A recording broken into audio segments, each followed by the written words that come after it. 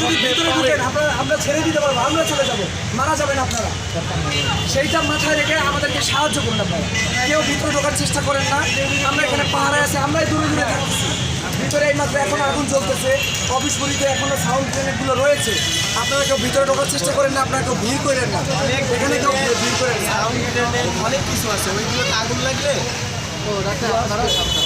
হ্যাঁ, সেটাই আমরা এখন এখানে লোকজন জড়ো হয়ে গেলে আমরা দৌড় দিব কোন দিক দিয়ে সেটা বল। আচ্ছা আমাদের তো জীবন, তাই না? আর যদি কেউ যদি পানি খাওয়াতে পারেন তাহলে খাওয়া অবস্থা ওরা থানা সাথে করেই রাখতে পারবো। সন্ধ্যার আগে আগে চলে গেছে। গুলি করে এই 4 জন মারছে এখানে, রাস্তা আমি শ্যামলী স্কোয়ারে মারছে 5 জন। ওরা হচ্ছে মানে রয়্যাল এজেন্ট না,